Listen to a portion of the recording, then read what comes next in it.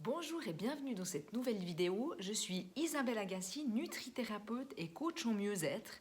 Et ma mission est de vous inspirer à vivre une vie plus équilibrée et à la hauteur de vos attentes.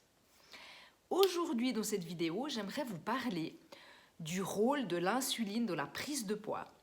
Et quels sont les aliments qui fabriquent le plus d'insuline, hein? Mais avant cela, je vous invite à vous abonner à ma chaîne. Ça me motive à continuer à créer du contenu gratuit pour vous et à télécharger mon e-book que je vous offre gratuitement dans la description juste en dessous. Alors, vous avez aussi d'autres e-books que vous trouverez sur mon blog qui s'appelle kittekilo.com. Vous pouvez aller les télécharger aussi gratuitement. Voilà, alors comment fabriquer moins d'insuline pour mincir ? Bien, tout d'abord, qu'est-ce qui se passe lorsque vous mangez un aliment qui est riche en glucides, comme par exemple des féculents ? Alors, en premier, dans la bouche, lorsque vous mastiquez, il y a une partie de l'amidon qui est contenue dans le glucide, qui est digérée, qui est coupée en petits morceaux, grâce à l'enzyme qu'on appelle amylase, qui est contenue dans la salive. L'aliment, il arrive ensuite dans votre estomac, puis dans votre intestin, où les glucides ils vont être réduits aux molécules simples, on appelle les oses. Donc le glucose qui est ainsi libéré, il est absorbé dans votre sang. Et du coup, suite à cette absorption d'aliments glucidiques après un repas ou après une collation, votre glycémie, donc votre taux de sucre dans le sang, elle va augmenter. Et à cet instant, ça va vous permettre d'utiliser ce glucose pour faire un effort assez intense ou pour réfléchir, par exemple, car votre cerveau il consomme énormément de glucose.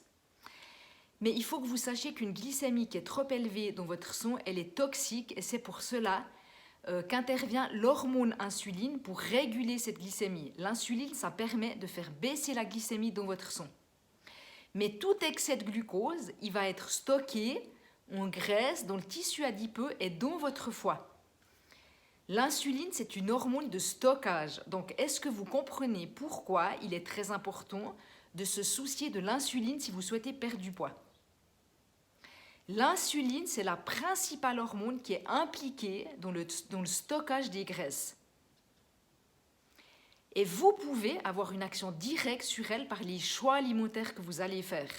C'est ça qui est important à retenir. Le but, vous l'avez bien compris, c'est donc de sécréter le moins d'insuline possible pour maigrir. Alors comment on fait ça ? Eh bien c'est tout simple. On diminue l'apport de glucides qu'on mange. Ça veut d'abord dire d'arrêter de consommer des calories vides, déjà issues de l'agroalimentaire, des biscuits, des viennoiseries, des plats tout prêts. Mais c'est aussi et surtout réduire votre consommation de féculents. Et vous savez, je le vois bien chez la plupart de mes clients, elle est excessive. Et ça ne leur correspond absolument pas. Par rapport à leur style de vie, les dépenses qu'ils ont quotidiennement et le travail qu'ils font, ils mangent beaucoup trop de féculents. Donc, augmentez votre part de fruits et de légumes, surtout votre part de légumes, chaque jour, qui eux contiennent aussi des glucides, et diminuez votre consommation de féculents. C'est une solution qui va vous aider vraiment à réguler votre poids. Maîtriser sa glycémie, c'est la première chose à faire lorsqu'on veut perdre du poids, dans le but de diminuer les sécrétions d'insuline pour que votre organisme il puisse déstocker. Voilà ce que je voulais vous dire aujourd'hui. Donc voilà pour cette vidéo. J'espère qu'elle vous a inspiré et qu'elle vous rapproche vers plus de vitalité et plus de santé. À bientôt!